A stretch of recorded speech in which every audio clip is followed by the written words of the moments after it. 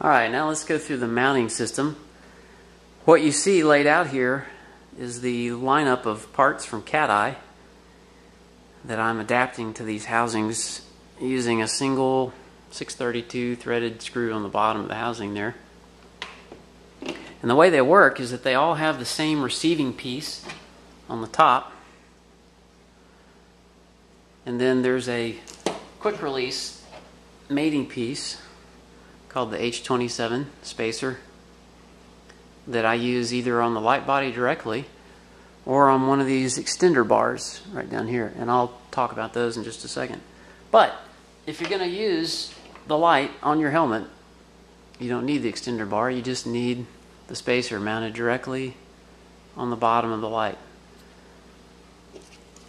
And with that, you can just slip it onto the helmet mount with a quick release. Snaps into place, and then you have this aiming feature here where you can put the light where you want it and it stays,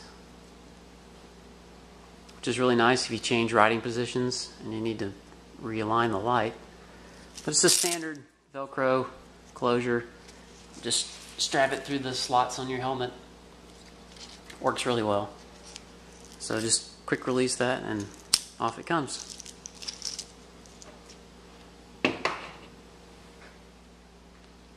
Alright, next we have the bar mounts, or the clamp mounts. And these are the main clamps that I use. On the left here you have the H32, and on the right is the H31. The difference between the two really is the size. The smaller H32 goes up to 28 millimeters in diameter, which is perfect for any of your 1-inch tubing. And the H31 goes up to, I believe, 36 millimeters. And anything in between is accomplished by using these various spacers here. One additional spacer that I created here is the seat stay spacer. It's a spring rubber piece that you can use in combination with the other two.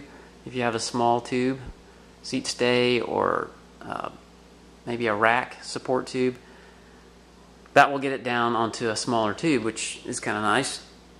But if you don't have a tube or a really odd shape that you need to strap it onto, they also have this flex type clamp, kind of like the old screw-driven hose clamps that you're familiar with.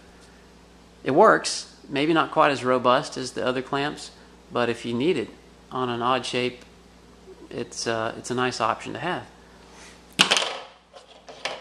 Finally, this is the custom rack mount adapter that I build. And if you have a tubus style rack with the 50 or 80 millimeter spacing holes, this will just bolt right up. And then you mount your H32 and the taillight clicks right on.